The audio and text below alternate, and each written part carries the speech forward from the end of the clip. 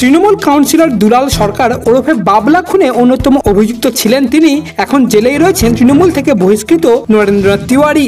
মালদহ টাউনের সেই প্রাক্তন তৃণমূল সভাপতি দুলালেরই কার্যালয় ভেঙে গুঁড়িয়ে দিল রেল কর্তৃপক্ষ। রেলের জায়গা দখল করে কার্যালয় তৈরি করেছিলেন ওই তৃণমূল নেতা। এদিন দুপুরে ইংরেজ বাজার শহরের ঝলঝলিয়া এলাকায় উচ্ছেদ অভিযান শুরু করে রেল। প্রথমে নরেন্দ্রনাথের ভাইয়ের পরিচালিত ক্লাব ঘর ভেঙে গুঁড়িয়ে দেয় তারা। তারপরেই ভাঙা হয় নরেন্দ্রনাথের নিজস্ব কার্যালয়। স্থানীয় সূত্রে খবর, কাউন্সিলর থাকাকালীন ওই কার্যালয় থেকে পুরসভার কাজকর্ম পরিচালনা করতেন খুনের মামলায় অন্যতম অভিযুক্ত নরেন্দ্র। সেটি আজ গুঁড়িয়ে দিল রেল। অন্যদিকে আবার বড় খবর উঠে আসছে উত্তর দিনাজপুরের ইটাহার থেকে।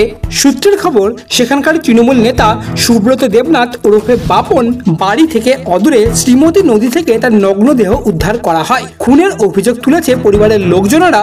সূত্রের খবর, এলাকায় তৃণমূলের সক্রিয় কর্মী হিসেবে পরিচিত ছিলেন তিনি। শুক্রবার রাতে খাওয়ার পরেই বাড়ি থেকে বেরিয়েছিলেন, কিন্তু সারা রাত বাড়ি ফেরেননি। এদিন সকালে তার ক্ষতবিক্ষত নগ্ন মৃতদেহ দেখতে পান স্থানীয়রা। শ্রীমতী নদীর কাদার মধ্যে তার দেহটি পড়েছিল। তাকে কেউ বা কারা খুন করেছে এমনটাই অভিযোগ পরিবারের। খবর পেয়ে ইটাহার থানার পুলিশ পৌঁছে মৃতদেহ উদ্ধার করে ময়নাতদন্তের জন্য পাঠায়। ইতিমধ্যেই ঘটনার তদন্ত শুরু করেছে পুলিশ।